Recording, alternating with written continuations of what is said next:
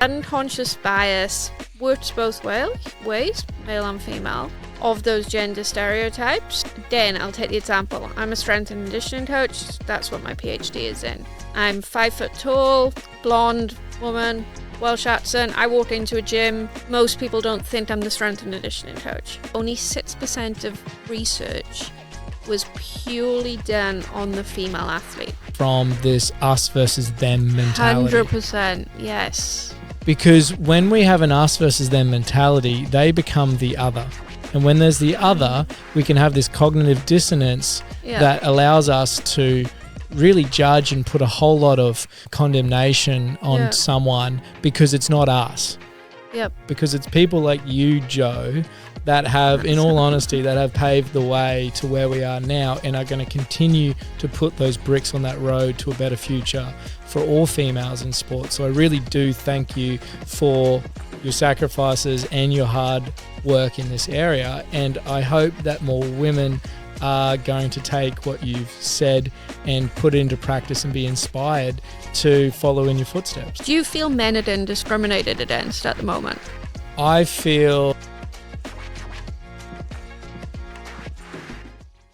Joe Parsonage, thanks for joining me here today. You are a PhD in strength and conditioning. You are Surfing Australia's lead in research and innovation. And you're a good friend. And so I'm really keen to chat to you today about a range of different things. But just to begin with, can you frame up for our audience some of the things that you want to discuss today and maybe some value that they might get out of this conversation? Yeah, for sure. And thanks for pronouncing the name right. I got it right? You got it right. So I don't know if it was Welsh sounding enough.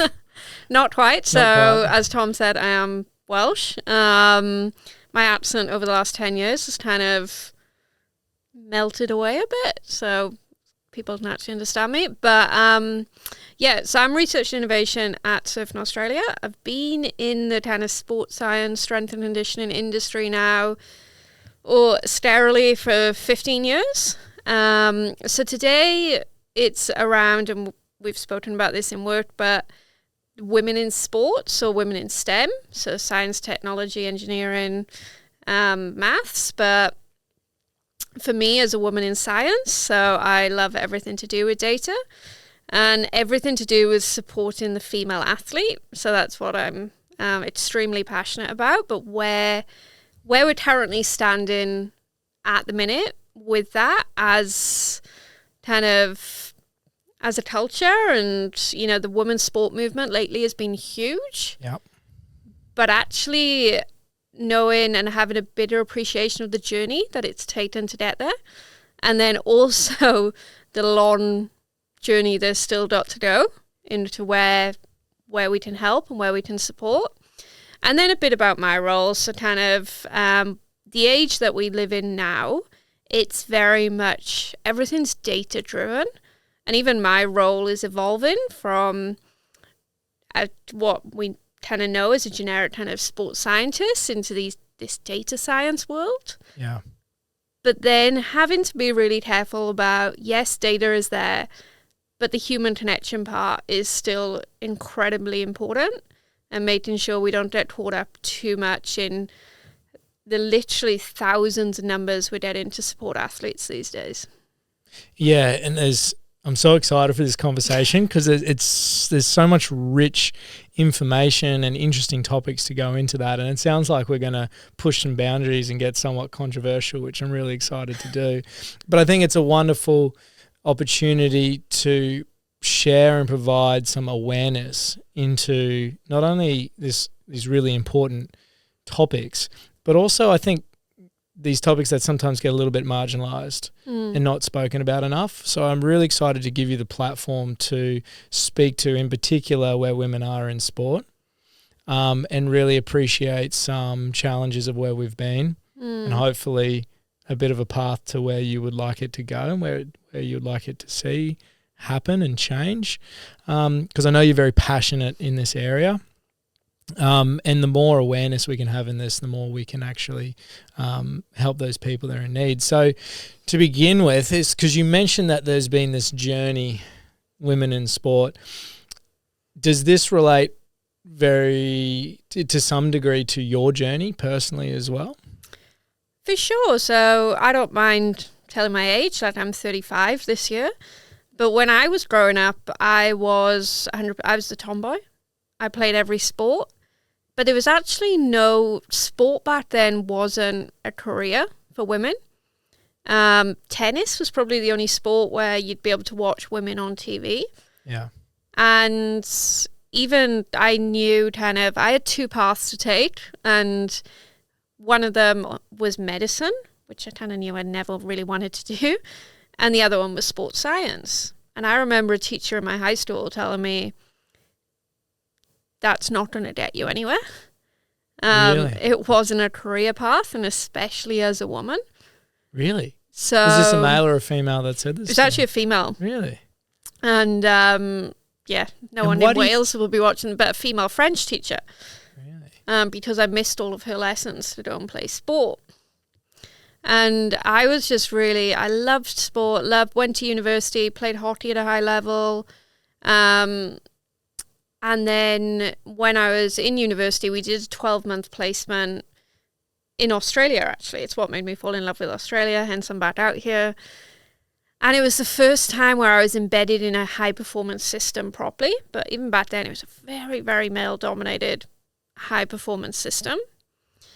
But take it back a step, as a young girl, there was no one there there wasn't the platform for me to look up to anyone.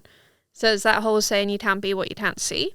Yeah. And the journey we're on now, and I'll tell you something that I'll always remember. Last year I was flying to Europe and the Matildas were playing. And they were playing in Brisbane, and I was on the train up to Brisbane at that time. Train's packed, like everyone in Matildas jerseys. And I was in the airport, big screen, Astro on everyone's there, and these two young boys, must have been 5 or 6, were screaming at the TV when the Matildas scored. And I'm actually there in the airport, emotional. Yeah, I just got chills thinking about that. Because these are young boys that are growing up not knowing any different. And even now, like the amount of bad media, I think those stats are like female athletes that 3 or 4 times the bad media around their body image, everything like that, than male athletes do. And female athletes the last 10, 15 years have had to, and they continue to push boundaries and push for equality. And everyone, and we have this joking word that everyone calls me the feminist. I'm the equalitist. That's what I push for. But actually sitting in that airport watching these young boys who are growing up not knowing any different is amazing. I never thought we'd get there. Sell out 80, 90,000 people stadiums with women's sport. And a lot of my friends my age who are colleagues and sports people also, like a lot of us just inspired by it. We're all inspired by it, but we're all also proud of the little bits of work that we've helped contribute to that, and actually going, all right, it's working. We need to keep on pushing, but it's working.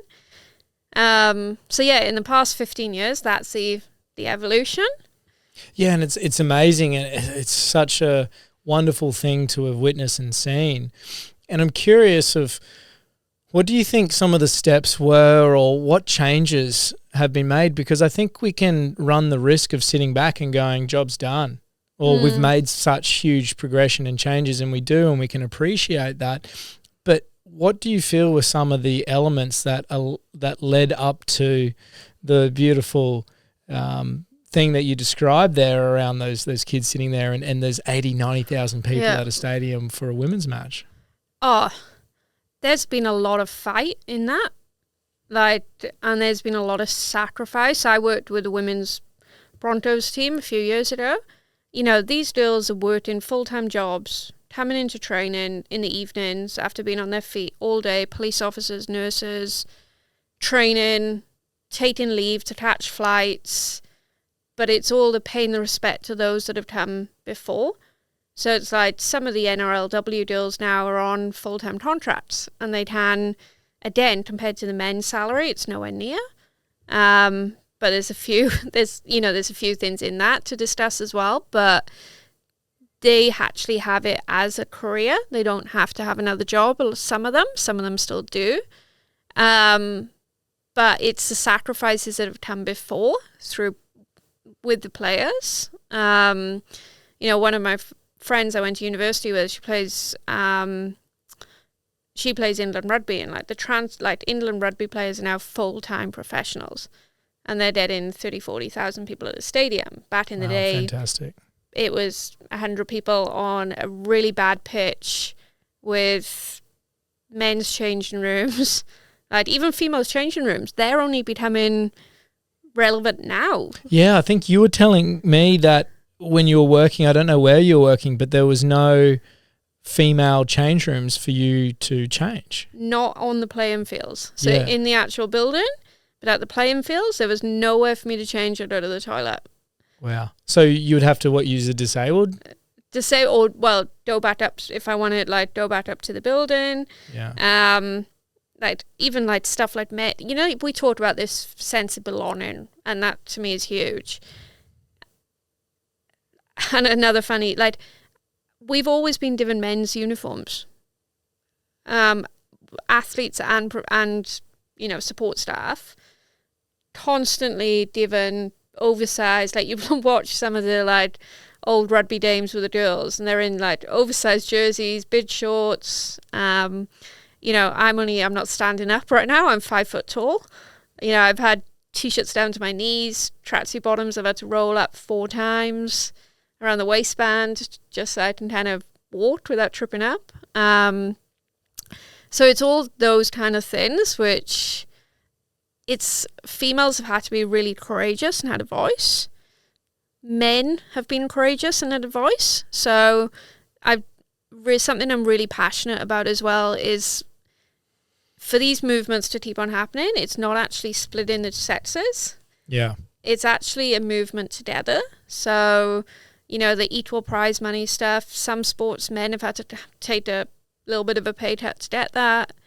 Men advocating for women. So Andy Murray, it's that famous press conference he said when I think it was, you've won 2 you're the only tennis player in the modern era to win 2 Olympic medals, I believe. And he called him out and he went, no, I'm the only male tennis player. And just having those, and, he was coached by his mum for a long time. So having those female role models, but actually the men also leaning into the conversation of, hey, there's still a lot of things that are unfair here. We need to keep on working to, help support women's sport. Yeah, and because why is it particularly important to you? Because I can hear the passion in your voice. It's so damn important to you, and this piece of awareness and appreciation is getting out there, and you do such a good job in it. Why is it particularly important to you that there is this movement towards women in sport in general? And I think take a bit of step, women in society. I was brought up by 3 incredible women. I had my mum, my auntie, my grandmother, who were very, very leaders in their field. And so I've always been kind of ingrained in me that kind of women can do anything piece. So I think you've got the women in sport, but you've also got the women in engineering, the women in trying to break these gender norms that we still see in society. It's like that whole thing, you ask a group of kindergarten kids, hey, draw a doctor for me, and 90% of them draw a man.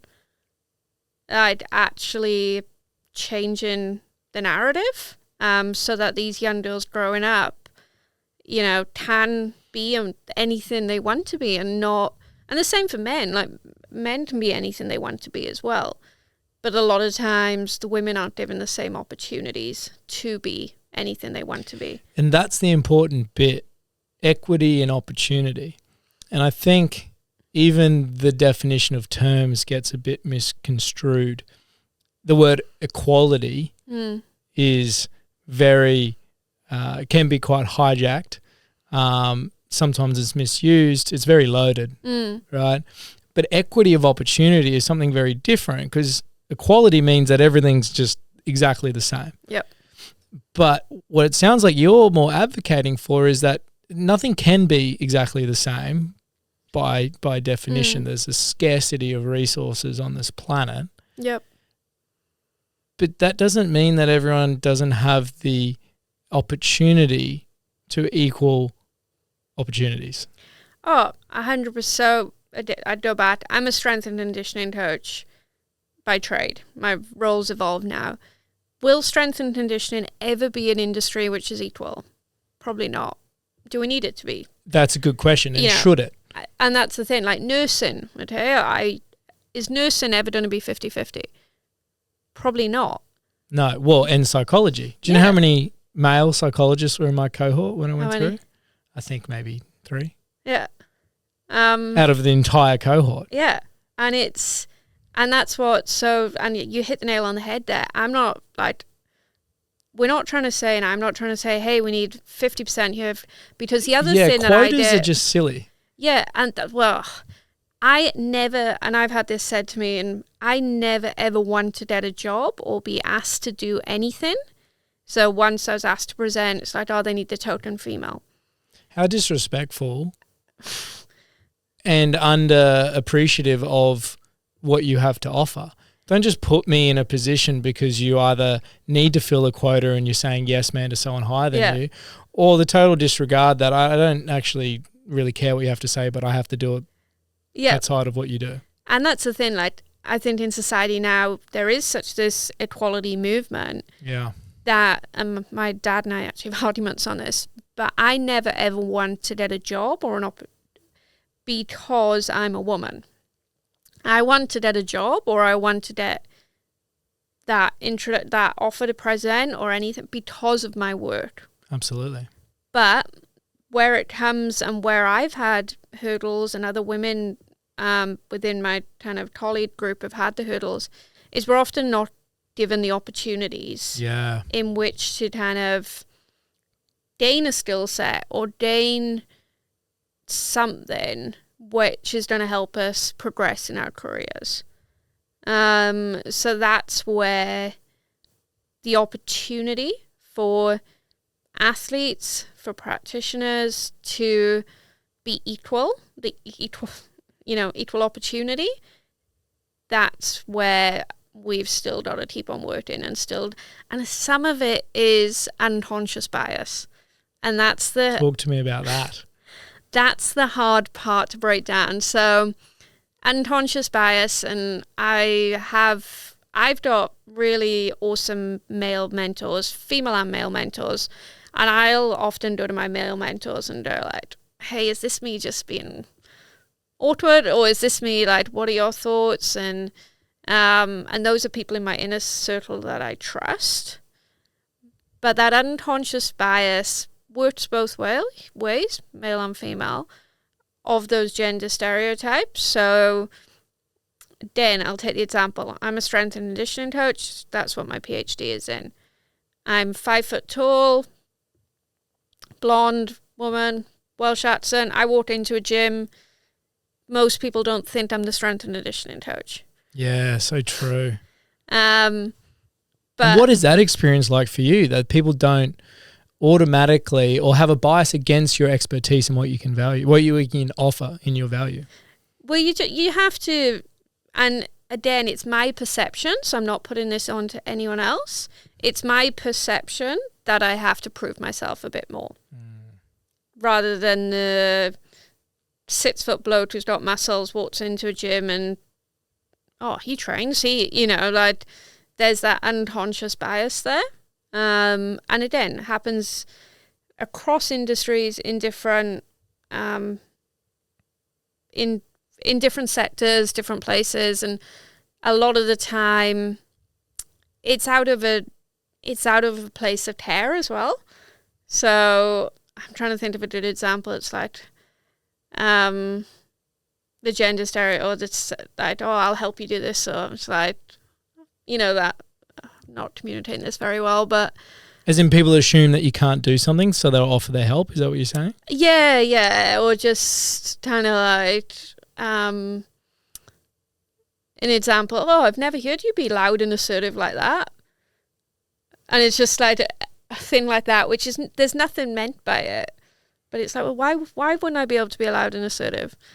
And I think we had this conversation the other day in work, and I'm going to bring in kind of shift thing that I'm really passionate about is the different languages that we have. The use of language that we have within our workplace. Yeah, between genders. Yes. And that's where I think even just like we talked about body language and actual language. And I'm not a Swiftie, but I'll bring Taylor Swift into this. And she said it in her industry, there's a different language for males and females. And I believe that still exists to an extent. In what way? Because I am so far from pop culture. I don't know. Is she in the media right now? Like what? Why is... Oh, it's not just... She said it in an interview and I was like, oh, okay. Yeah, 100%. But it's that kind of thing. And we just spoke about it. It's like, okay, I say I'm emotional. Right. And you say... So if you say you're emotional as a man, how does that differ from me saying I'm emotional as a woman? Like, as a psychologist, what's your take on that? Well, we have these frameworks that we perceive people to operate in. And I think the background to it is that it's much easier to put into box A or box B. And there's a real biological reason behind that is it's less cognitively demanding. So it literally uses less energy, less glucose in the brain. So we put in column A or column B, so we just separate it there. So what that does is it inhibits our curiosity at certain times to go, maybe this person sees it like this, or maybe they see it like that, and they're either this category or that category. So then that starts to create some of the bias, potentially, of how we then start to speak and operate with people. And if we look at it for that particular example, it goes, well, I've got a concept that is very subjectively influenced from society in this point in time, and that's the important thing to remember as well, that societal norms, or what's normal right now, is a slice in time. Yep. Oh, 100%. Right? Like what was normal 30 years ago is not normal now. Yep. So the normal view of society right now for a male is still you have to be really stoic, strong, you're the protector. And so we hear this very much in media where women go, I want a man who's strong, who can protect me, who is my He-Man protector. But in the very same breath, they also say, but I want someone who listens to me and is emotionally available. And so what ends up happening is it creates this dichotomy of experience for men. And they're going, well, you want me to be the strong and powerful protector. Yep. And you also want me to be your best friend and be super emotional, and not super emotional, but be emotionally available. But yet there's this perceived consequence if I am emotionally available and I do demonstrate emotions to you, then I get called a wimp, or I'm soft, or I'm not meeting the perception that you have for a strong man because I'm being vulnerable. And then that's opens up a whole other... And that dichotomy is, and again, it's relevant for both males and females. Like, you know, if we're assertive, then we're bossy. Yeah. You know, and have you watched the Barbie movie? I've only gotten halfway through. I didn't actually finish it. I love Margot Robbie, but I just, I'll be a little bit critical here, is I just didn't understand where the story was going. It lost me. Yeah, okay. So like there's a piece in there which basically goes, whatever we do, we can't win. It's a monologue. Right. I don't know whether you've seen the monologue part, but it's like, you know, we're told to ask for, you know, women are still 14%. I think Australia, the stat is women are still 14% underpaid compared to males. Right. Then you've got to take I'm a scientist, so you've got to take all the factors into consideration there, that, you know, women are in different roles, they take time off to have families, like all that stuff. So you can't just look at it as a number. You've got to look at the layers to it. Yes, because I was aware that the stats are that men on average work longer than females, not just duration during the day, but also longer throughout careers as well. So that plays a role into it. But your point there is that there's still a huge gap between the opportunity of remuneration for a female compared to the men. Yeah, and then we're told as females in our, the leadership, what's this data, men are more likely to apply the job even if they don't hit 30% of the criteria, where women are more likely to not apply at all. Maybe just because women are smarter than men. But then we're told to ask for more pay. But when we do, and this monologue goes in, well, you asked and then you're greedy. And then you're passionate, but then you're emotional. You put makeup on and make yourself look good and, make yourself feel good, and you're being flirtatious, inviting attention. And that's the hard thing that I feel that women still face in society. Go back to, we're talking about women in sport, it's women in society, but, female athletes, how they look is constantly, constantly ridiculed, or it's at least under the microscope. Magnified a bit more. And that's what I've loved seeing in the last 15 years as an S&C coach is, and especially working in surfing, right? So I've worked in rugby, worked in tennis for a bit, but I've now got young girls coming going, we want to be strong. I need to put on some weight because I need to be heavier and I need to be stronger. And all you have to do is go to the gym. So when I went to the gym when I was 18, 16, 18, I used to love to Olympic lift. I was one of the very few people in the gym that was a woman that was lifting. All right. Now you go to a gym and all these strength training, it's crazy how society has changed. Yeah. And me, that's for me, I did so much we talk about, so where I'm really passionate about the research going is women and performance. So you asked a question earlier on about why do we think the success has happened of women's sport. Success comes from success. So if the Matildas hadn't done well, do you think they would have got that much traction? Probably not. So do we need to still, a lot of the research is focused on, and this is the story we're telling, right, with female athletes. Injury prevention. Females are, I think the stat we're at is 3 times more likely, 3 to 4 times more likely to have an ACL injury. Women are, in general, across sport? Yes. That's what a paper tells us, a research paper. That's what the media tells us.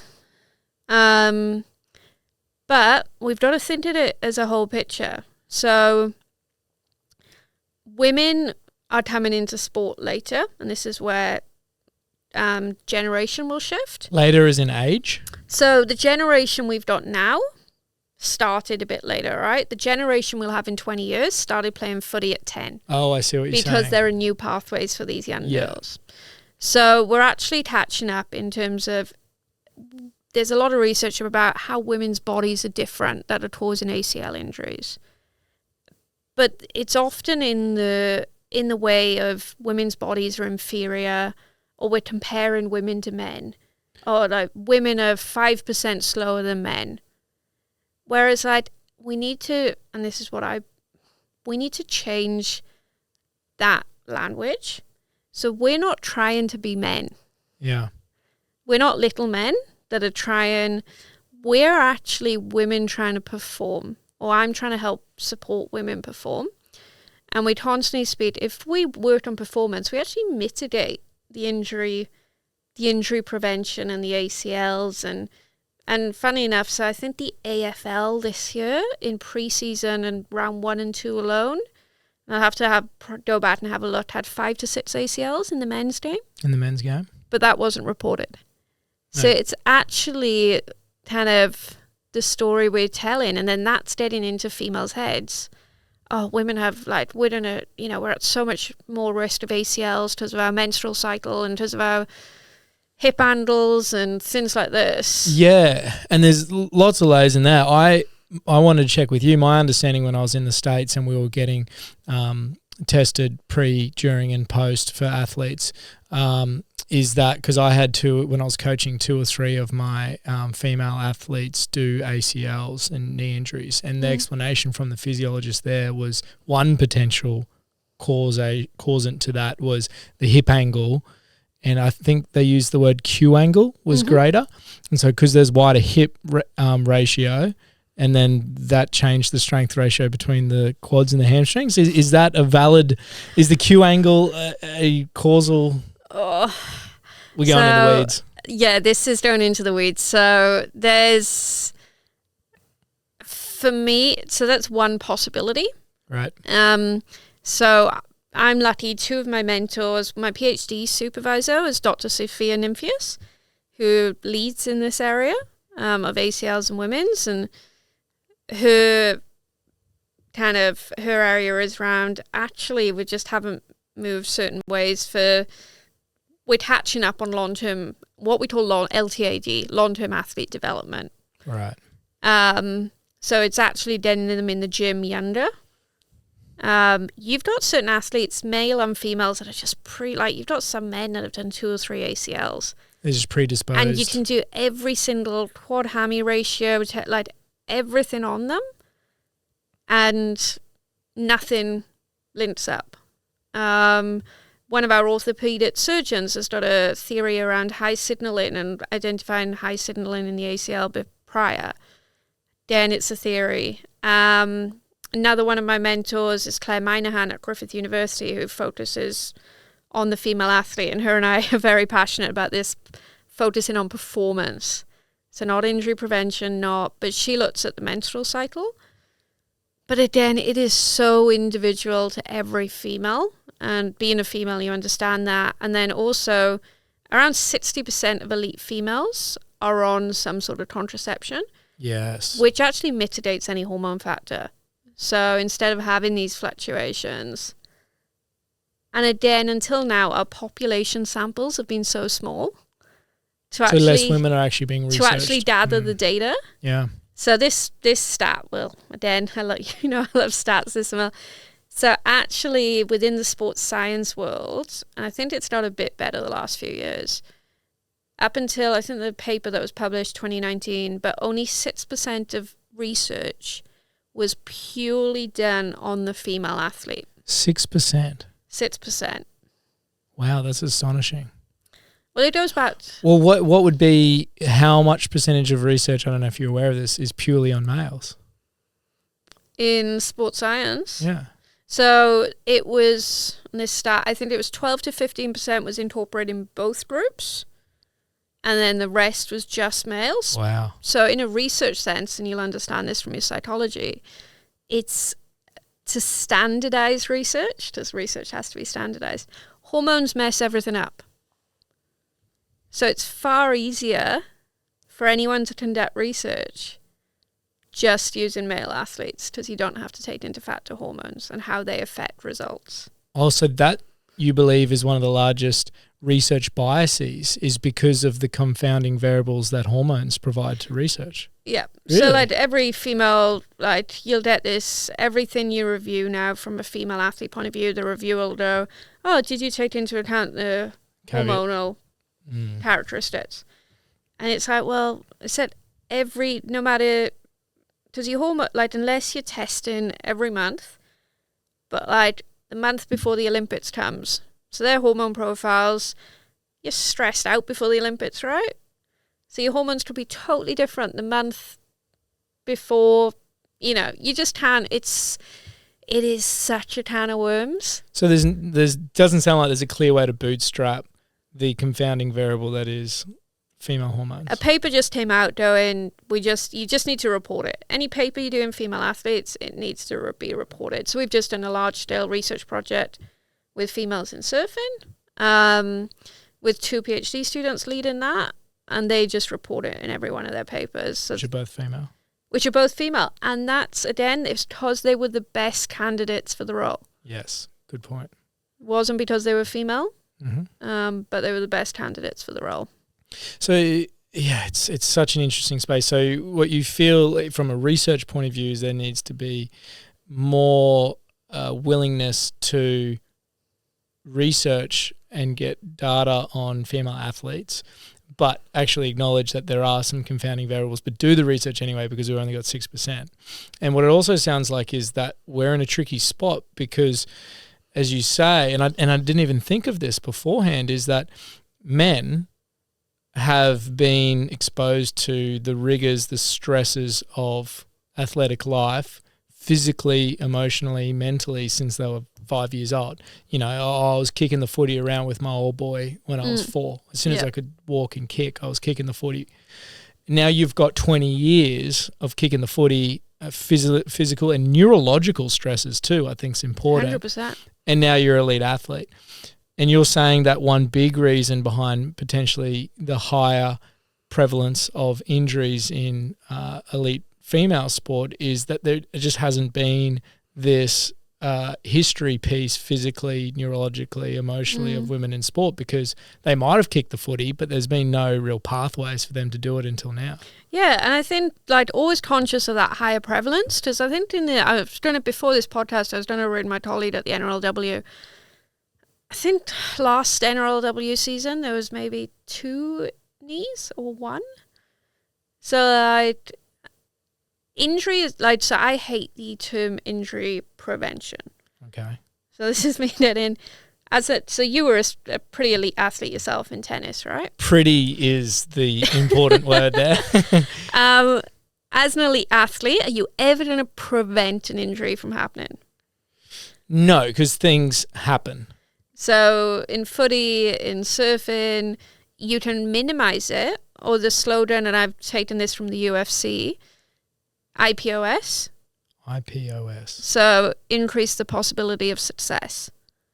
So I can kind of increase the possibility that an injury's not going to happen by a good strength and conditioning program. But you can even go into there's this whole conversation now, and it's another rabbit hole around generalization and specialization. Because, if you look at our surfers, Sally, Steph, Isabella Nichols, they actually all did different sports growing up. And I think Sally could have been she represented Australia as a track runner in the Junior Olympics. Wow. She was a soccer player. Bella, I think, and Steph were both soccer players. And they didn't start surfing until they were kind of later, I think, and Bella was maybe 10 or 11. Really? Said Steph was a bit old, around that age. Our high performance director, Kate, she was 15 or 16. Really? Straight into Blue Crush? Yeah. But now you see all these, everyone's specialising at a young age. Yes. And a lot can be said for just going and playing, I'm going to make myself sound really old, but playing in the parks and down the get the kids out there, get them off the well, TV. did you make dens when again I was a tomboy when I was young, made dens down in the woods and jumped out of trees, and we didn't have phones, we didn't have any of that stuff. And you as a physiologist, you could probably speak to this greater than I can, but I think there also needs to be an awareness and appreciation of the neural development that's required, particularly in the hindbrain, around seeing objects and being able to make quick, fast motor movements. And that's a trained brain area that takes time to train up. So I think, and this is where a lot of that new research information is going, it's pretty interesting. But if you've got a kid that's been doing that since a young age, that's having balls thrown at him and kicking and stuff like that, that's very different to, say, a female athlete who hasn't potentially had that neural development in the really fast reaction time to objects and the motor coordination that goes with that. Oh, and we've got, and then this goes into what we were going to chat about next, was the data side of stuff. we've got all these tech tools now to like measure reaction time, but it's in a lab-based setting that we're measuring that reaction time. Like, we're not measure it like, and we can measure it on field in a way, but like when we talked about kind of just that organic, just responding to stimuli, like falling, like learning to like, and it's a metaphor, right? Yeah. But like falling, it's great because you get back up and you learn how to fall and you learn your body awareness, and which is really cheesy, and because that's what we talked about in life as well. But we're so in a tech world now that's so data driven and is going to continue to be data driven. Yeah, that we've got to not lose sight of that organic play and creativity side of life. Yeah. That if I asked you, name the best tennis player that you love watching. Well, it was Federer. But so it's why? very sad that he's not. But why? On my TVs. Why? Yeah. Why is Federer my favorite tennis player? I personally really enjoyed his all-court game. I loved that he had every tool available to him. He didn't just hit fast through the baseline, that he hit with different spins and slice, came to the net, sometimes served and volley. He was an all-court player, and also the absolute professional gentleman as well. Yeah. So that creativity space. Yeah, he's wonderfully creative at that. And you look at Monfils and Fognini and even Kyrgios, it provides the fan the uncertainty and unknowing of what's going to happen. Yeah. Because it's so creative. And that's where, can data tell you that? I would ask you, I don't know. And this is where, so I've been chatting with another colleague, Vera Richardson. Yes. So she's doing a lot of work in creativity right now. But again, like, we're so data driven. So, everyone in work calls me the data geek, as you know. But actually, data is used to inform but not dictate.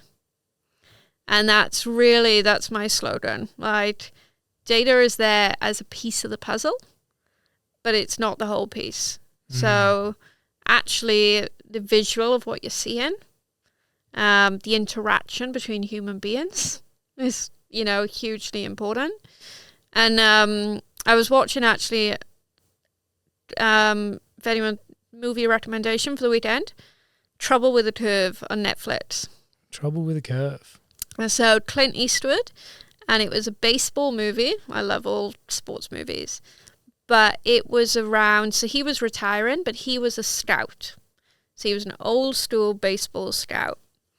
And it was probably in the early 2000s, it was a new generation of data was coming in to help scouts inform decisions.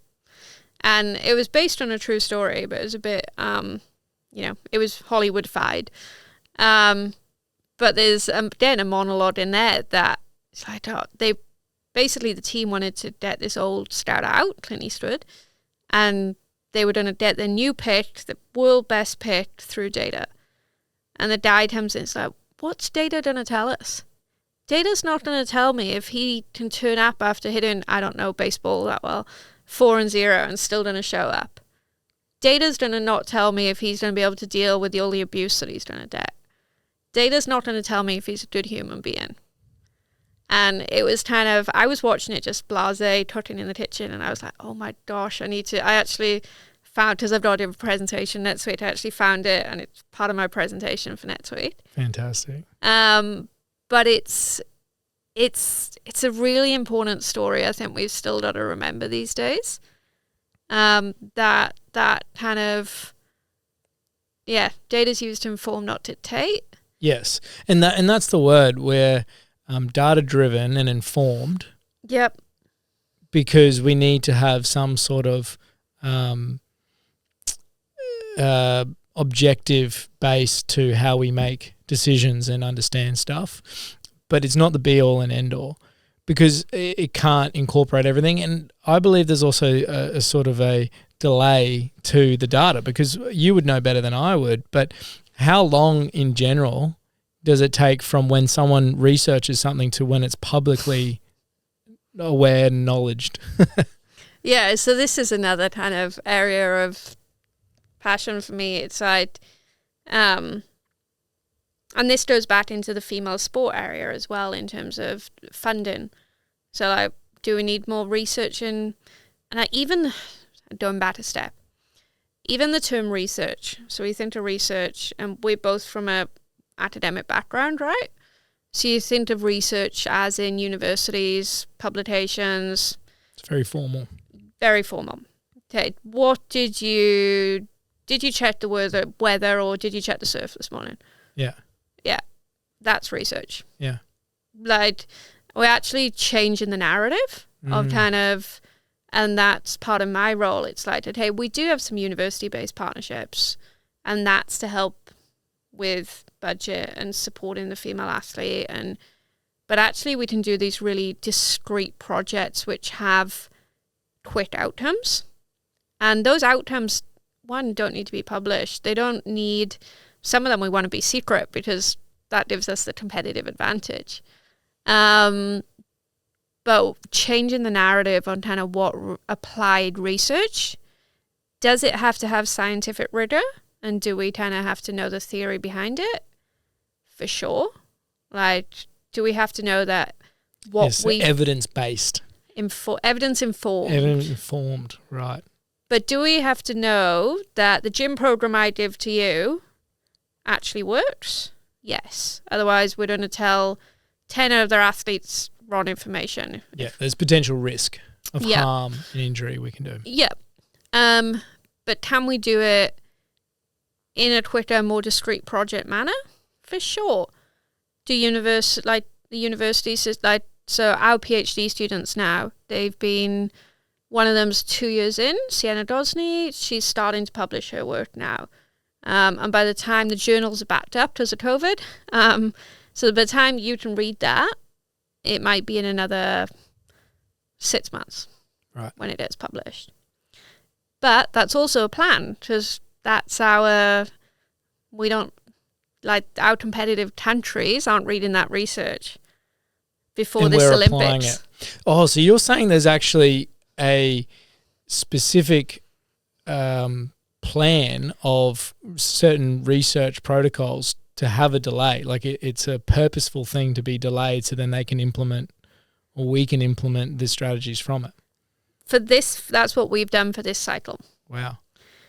So then that leads to even greater delays for the general public to understand cutting edge research. It's going to be, a couple of years before the general public can understand? No, I think so. Like the Paddle to Podium project that we've just done, we had 4 phases, and so we've just done the implementation phase with some of the Olympians and some of our athletes.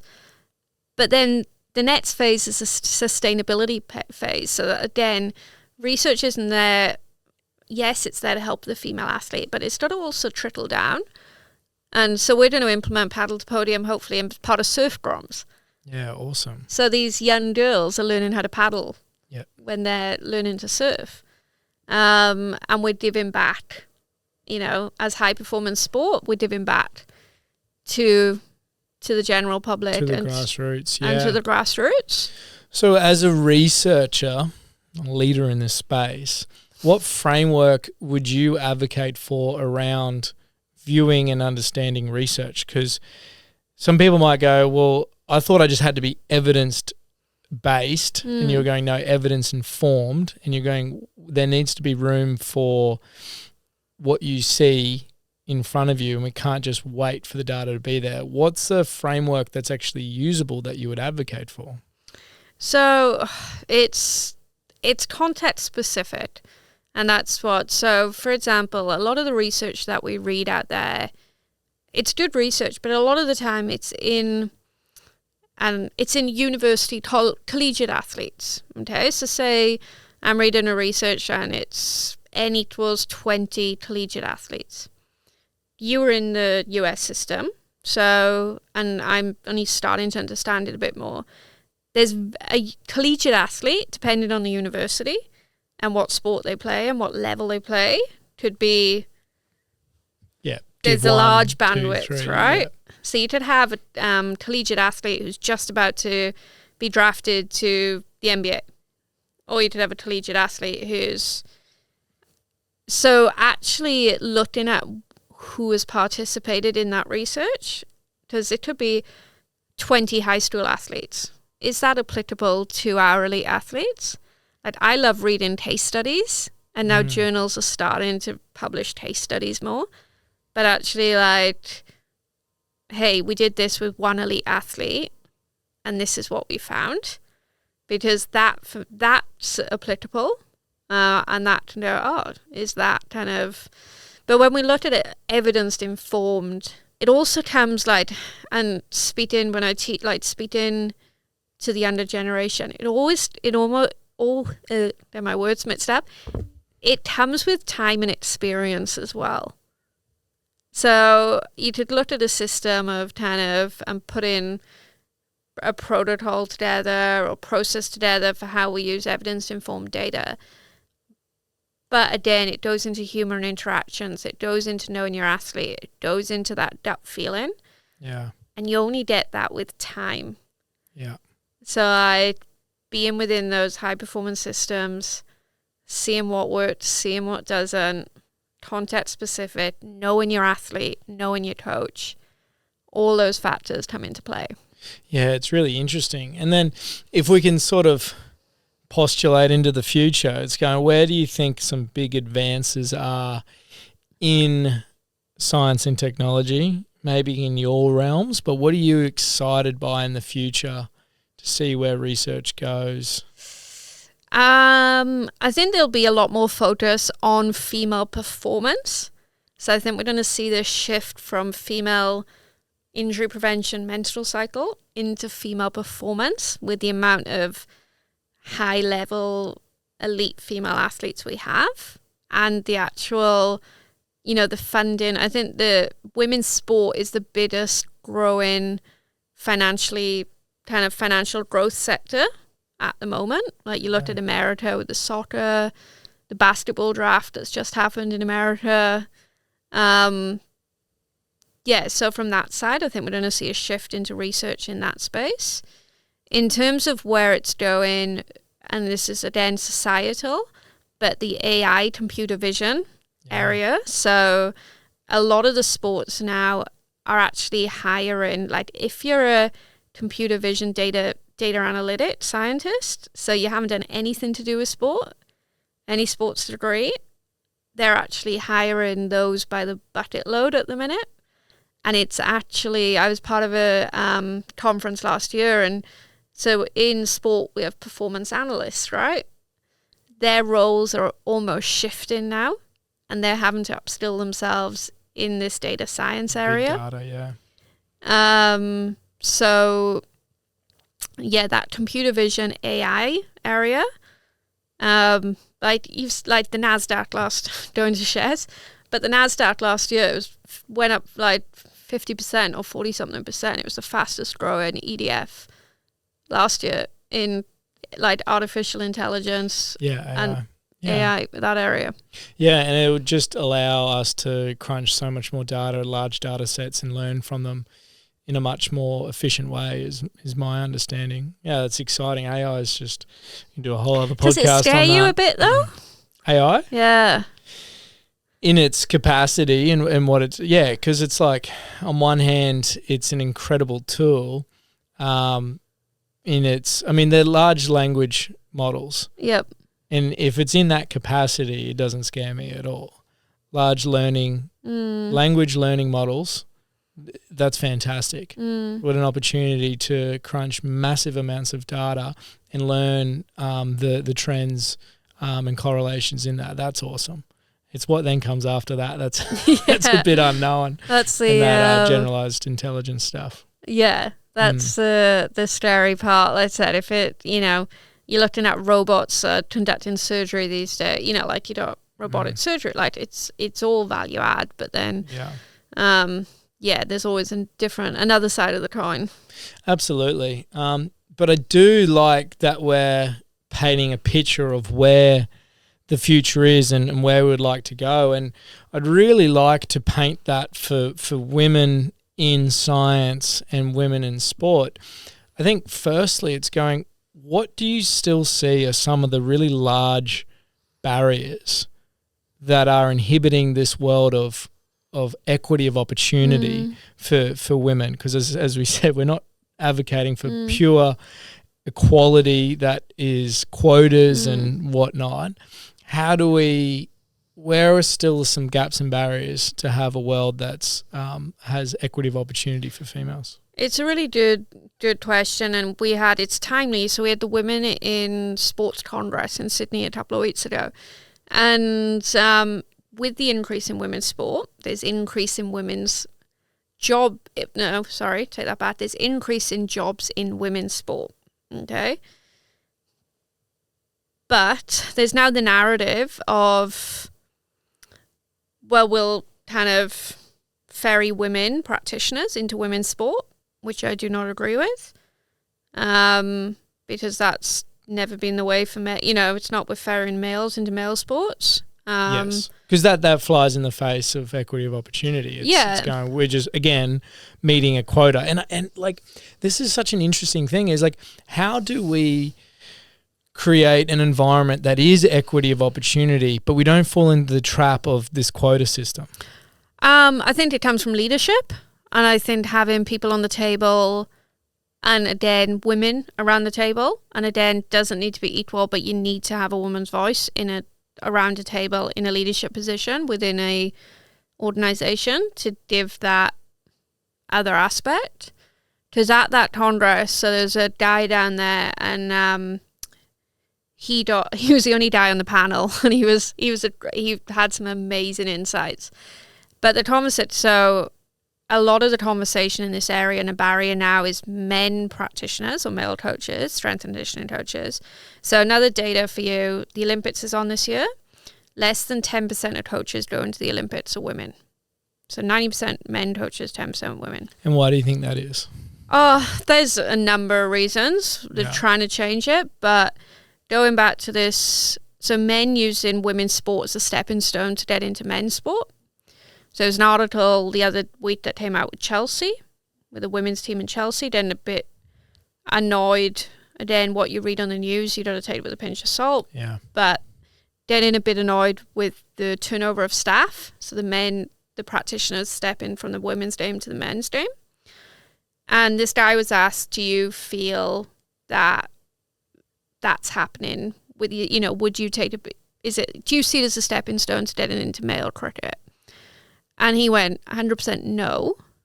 However, if that male cricket job is paying me $50,000 more a year and it's full time, so a lot of these jobs within women's sport at the minute are part time and not great pay. And it's actually, if we're trying to produce high level elite female athletes, having you've got the AFLW, the NFLW, the rugby union now, having basically part-time staff, you're not going to get the caliber of staff you need to support those female athletes. Yeah, now, is that a function of the financial position of that sport? Yep, and it's it's a function of the financial position of where we are with the growth. So I go back to the Matildas, okay? They wouldn't, they've performed. It's chicken or at the edge. Yeah. They've performed, so they've got sponsors, they've got everything. But, the NRL they've grown very slowly. They started with, I think when we were with Bronx, it was 8 teams, and that was 2018. And we're now only going into maybe, I think it's 14 teams this year. Okay. So in 6 years they've added, but it's that slow growth, and it is going to be a bit of time, and it's that sustainability. But a lot of it is a function of can, and it's a big conversation, that equal pay. Sport is a business, So the guys are getting paid what they're getting paid because they're bringing in a lot of money. So you looked at the NRL, whereas the women aren't getting paid as much because we're still in, they get paid by the money they're bringing into the game. So we're still building those crowds and still, State of Origin this year, I reckon you have a 40,000 women crowd, which is incredible. It's awesome. I think volleyball was sold out in America at one of the college games for like 60,000 crowd or whatever. It's stupid. Yeah, we'd always go to the volleyball games. It's so entertaining. But so it's kind of that, yeah. But like all sports are like, some male sports are struggling financially as well. Like, but it's what you're bringing in as a sport is a product. Yeah. You're a product. As a team, you're a product. So it's how kind of, yeah. Because that's the challenge. Because that's the counter argument in there is going, well, if you look at, I think with male football players, soccer players, the amount that they got paid in the World Cup as a percentage of the revenue generated by the FIFA World Cup was considerably less than the women players. Mm-hmm. And I don't think that's a very good argument because it's like, well, what do you do with that? But it's an interesting point. They're going, but if you purely look at on revenue generated to how much that athlete gets paid, women are considerably paid more per percentage of what comes in. But how do we, that then doesn't create a future for equal opportunity for young women to go, I want to participate in this sport. So how do we get to that point of where we go, it is financially sustainable and viable, and how do we get the female athletes paid to that point? Well, you're creating a product, right? And that's where my role comes in terms of like the I don't know, like you watch women's soccer, like you watch, like it's a great product you're watching. The nation was captivated. It's incredible. Like even the Euros, I remember watching England. Like when England won the Euros, it literally stopped London. Yeah. But you create a product in which these girls are fitter. They're fitter, they're faster, they're stronger. Like, so that people are coming to watch. I think that's the key, is that one, people need to come and watch, but also the narrative needs to be specifically tailored to the game that is different. And I think we fall into this trap of comparing men and female. It's like, that's a ridiculous comparison on so many different levels. So, but the narrative is a very different one that you get to experience as a fan for the female game. And I would think that that's an area where everyone can do a whole lot better, is stop bloody comparing. Oh, and I'd say, like, we've got to stop going, females are 10% slower than males. Like, we've got to stop with that research. That's not where we are as a society anymore. It's like, one of my mates back when the Euro was on, he's like, it's just so much better. I'm not watching men roll around on the floor 10 times when they get tackled. And like, actually, like, we watch surfing, right, all the time in work. Like, these girls aren't trying to be the blokes. Like, I love watching the women surfing because it's a different type of surfing. Yes. And it's like, hey, they're not trying to surf like the men. There's like watching Steph surf. Like, her style is just incredible. So it's like, yeah, we're not trying to create the same product on a mini version. Yeah. Or on we're trying to create our own new products as female athletes. And they always do it, like, the way I always say whenever we speak about this, like, and the awareness, and I said, like, what we came into this podcast with in terms of the landscape we are in. Like, and I always try and put myself in other, but I'd always say to, like, put yourself in the woman's sports shoes. Like, imagine if, I'm trying to get a good example or I don't get in trouble. Imagine that men were getting paid a lot less than women. Like, imagine if, like, so another great example, and Luke won't mind. So Paddle to Podium, I ordered T-shirts, right, for the young girls. And we had staff T-shirts as well. I ordered all female. I honestly didn't think. I ordered all female sizing, all female fit. Because you had female staff. I had female staff, but I also had male staff. And they came and looked and worked out like, oh shit, like these are gonna like these are. I was like, oh, you've got a large, it's fine, like, and they both wore them, but it was like, oh, like this is weird, like. You're like, welcome to my world. And I'm like, and I actually said it at a presentation the other week. I'm like, it was such a light bulb moment, because that's the first time those boys had experienced, or those men, sorry, had experienced having what we've had for all of our career.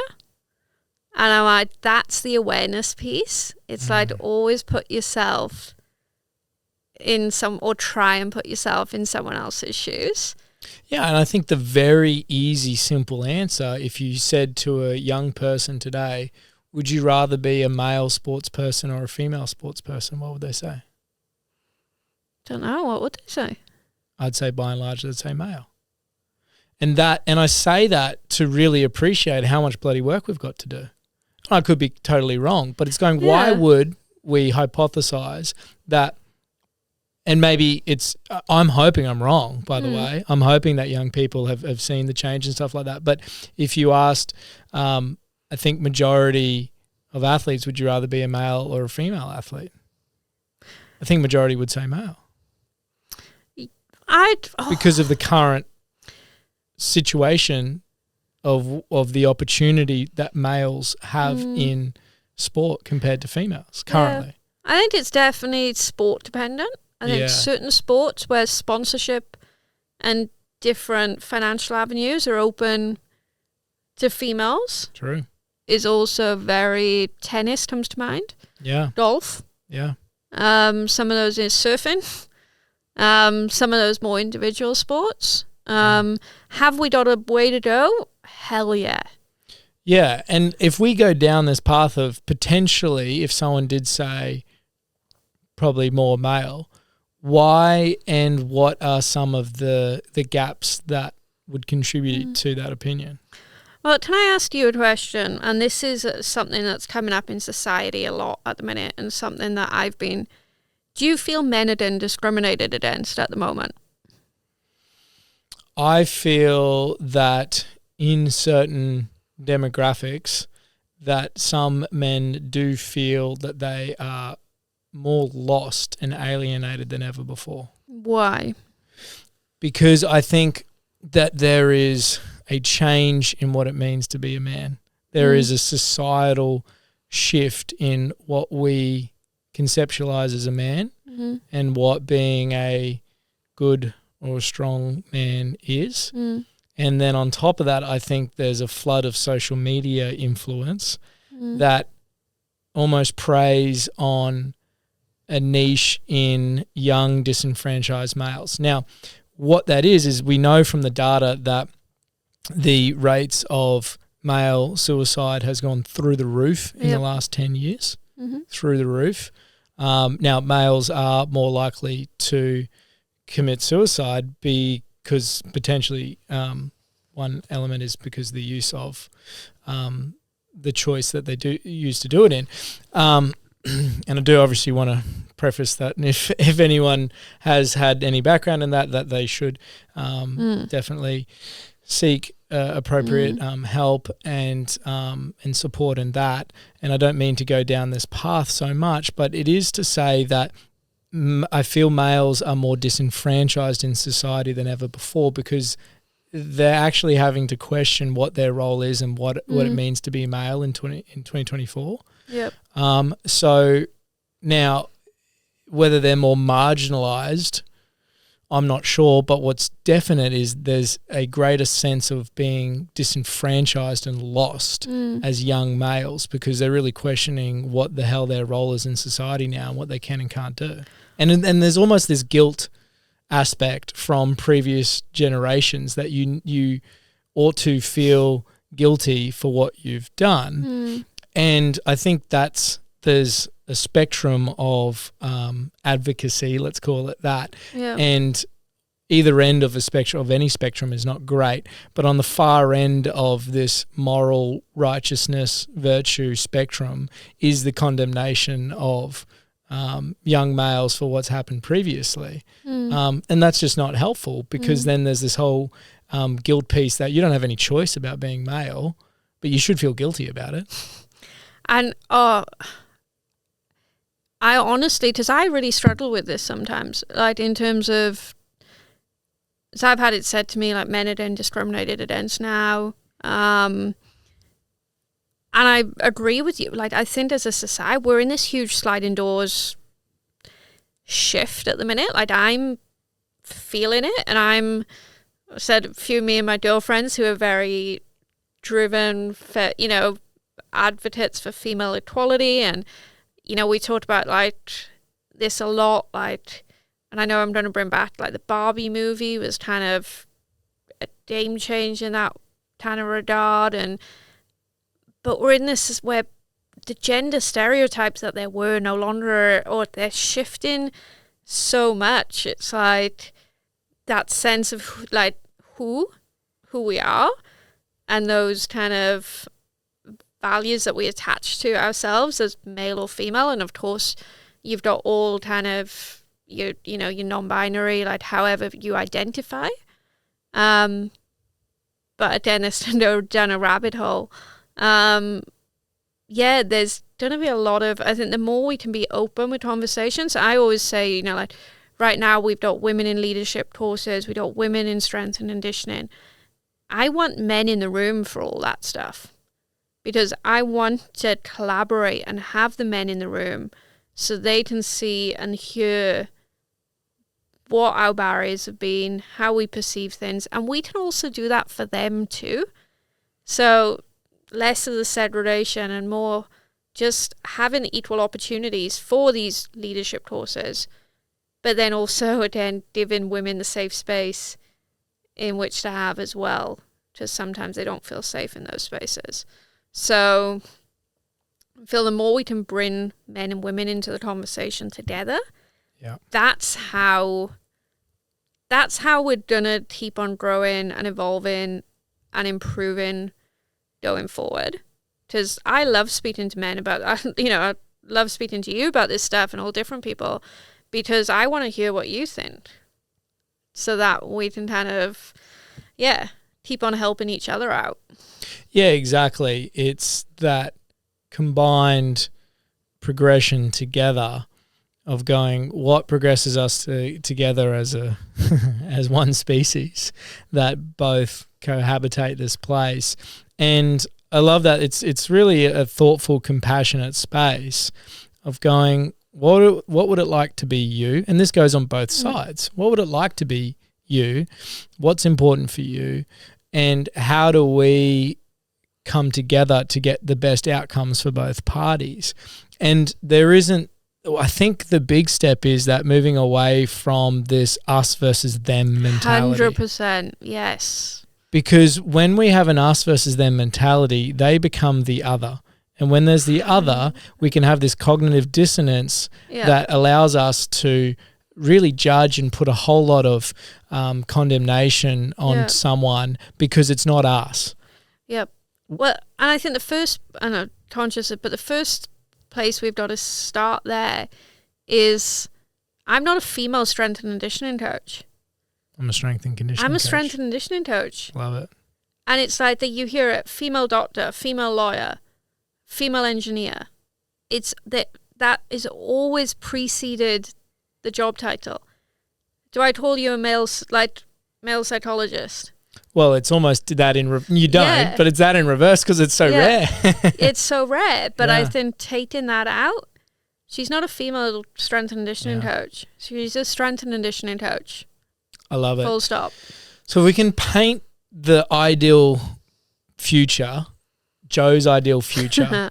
But no, I think it's, and I'm joking, but I think it's really important that we have a outcome of where you would like to see the future, because if we don't know where we want to end up, it's really hard to then put the stepping stones to get there.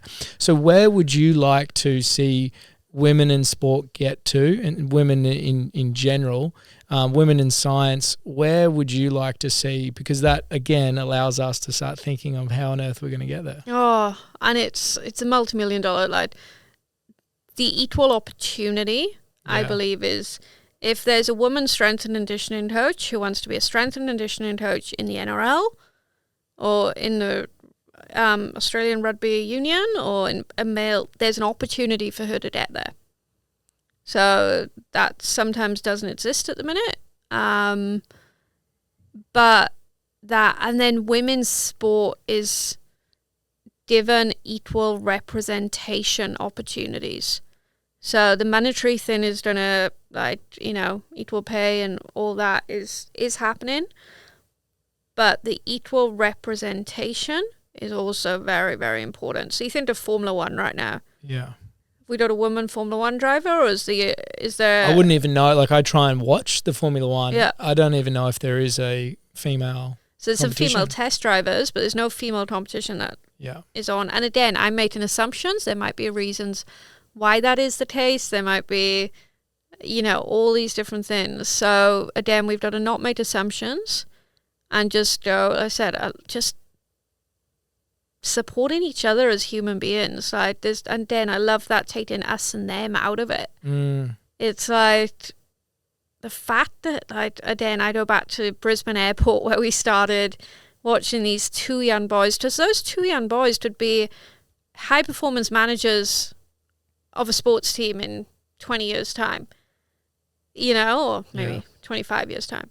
But that just kind of, I go back to that. The more we can kind of, the visibility, and the more we can kind of show this younger next generation of what's possible, it's just going to keep on growing, hopefully. Visibility, equal representation in terms of on media and news outlets. And that will also then enable people to be more aware of when events are on. Because would this be fair to say, in my mind, listening to this, it's going, if we want to address the financial issue, bums on seats. Oh, 100%. Like, the problem that the WTA had, the Women's Tennis Association had, like, with they had the Hobart event, and last I heard it was shut down because they couldn't get enough people to watch it to be able to pay, because it was a standalone event, not with mail. And so I think I would say the easiest, lowest hanging fruit is, if we want to see change and equal opportunity, equal representation, it's support it with your bum on your seat and your ticket purchase. And look, I go back to, you always go back to the athlete. They're the ones on ground doing, and one of the NRL players for us, for State of Origin, New South Wales team, there was, do you hate that, like, you're preceding the men's game? Like, do you want a standalone game? This was a couple of years ago. And she went, we're not there yet. Like, I actually, everyone's kind of saying over the top of us that we want our standalone game. She's like, we much rather be in, so like Brisbane, when I was at the Broncos, it was final, it preceded the grand final. There were bums on seats watching that game because they were there for the grand final. And the actual female athletes are going, no, we did it. We've got to provide a product first. Yeah. And now we've got to the point where they're a standalone, which is incredible. But the female athlete opened up, and when she went, we did it. We know we need to precede the men. There's work to do here. But yeah, like, I went to the Billie Jean Cup in Brisbane the other week. You know, and that was great. It was pretty full. There was all these young girls there, young boys there. Yeah. And yeah, like you say, if you want to advocate for change, you've got to kind of, put in. Yeah, did you see that? I think it was Ronda Rousey that spoke about this when she was in Australia, and someone's like, oh, do you think, because I think she got paid the most. She was the highest paid. She was the highest paid on the card there. And someone asked some question around, do you think women should pay more and whatever? And I believe, I'm going to get the quote wrong, but I believe she simply said, more people came and watched me. 100%. And I think that's actually a key bit if we want to see more women in sport and for them to be appropriately remunerated, is that us as the fans, as the consumers of the product, need to go out there and bloody buy the product. Yep. And now the creators of that product, the athletes, yes, they're going to work hard in the background to make that the best product they can. And there are contributing factors around that that's going to enable us to understand and appreciate that narrative of that product. But at the end of the day, I think the easiest thing is consume the bloody product. Yeah, and it's far cheaper at the moment to consume than... Yeah. But you look at the biggest selling out crowds in Australia lately. What have they been? Do you name them? Matildas. Yep. And... Left field, not sport. Taylor Swift? Yep. Oh, I win. That's so interesting, yes, because should Taylor Swift get paid the same amount as...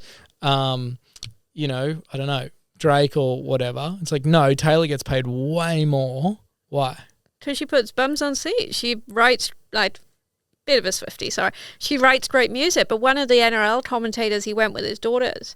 And he went, do you know what? He was like, I thought I was going to hate it. He was like, it was the best thing. And this is where I see the difference with women's sport as well. It was people there supporting each other and having a good time and actually bringing each other up. And I think in women's sport that happens because of the adversity and what they've had to. There is so much backing of each other. And the Taylor Swift, he's like, there was no fighting, it was just everyone was there to have fun and actually be confident in themselves. But that's, we go back to the societal change right now of that shift of different things. So go in there with an open mind. It's like, don't go in there with going, oh, it's different to the men's game or they're 10% slower or the stats curiosity, that you gave. Right? Go in there with openness and curiosity and go, hey, if I actually believe in a world where in the future my daughters can have an opportunity in a career in sport, then I actually need to get out there and put my own money into this rather than just getting online and saying that there should be equal equity and stuff. It's like, no, don't type stuff. Get out there and support it and watch it. And if you're on a different side of you and comparing it, it's be open and see what different narratives and experiences you can have. For sure. And then with that, we'll have more finance. We'll help support with practitioners like myself and research and support that female performance area. Yeah. But yeah, it's gonna take time. But it's exciting. Where said go back to when I was that 15-year-old in school and I was told sport would get you nowhere. And then 20 years later, Well, and thank you. In all honesty, thank you for your contribution to the world of women in sport, because it's people like you, Joe, that have, in all honesty, that have paved the way to where we are now and are going to continue to put those bricks on that road to a better future for all females in sport. So I really do thank you for your sacrifices and your hard work in this area. And I hope that more women are going to take what you've said and put it into practice and be inspired to follow in your footsteps. Thanks, Tom. And so I couldn't have done any of it. I'm very much that inner circle, those people that you've done in your, and two of the most influential people in my inner circle who've helped my career no end from the beginning are men. And that's where it's take the gender out of it. It's good people supporting good people. Yeah. And being there for when those hurdles come up, they're there for you and they're there to help you take them down. I love it. Well, thank you so much for your time today, Joe. Thanks, Tommy. I think we've really given the audience a lot of different things to think about and to consider. And yeah, we'll probably have to get you on here another time, and we didn't even go into the wild Well, I world think, of India innovation. Robinson on Yes. sometime soon, which is another good female voice who to probably talk to a lot of real life situations. Yeah, jump into all interesting things in Yeah. the WSL. So thank you again, Joe, and No until next worries. time, be well. Thanks, Tom. Bye.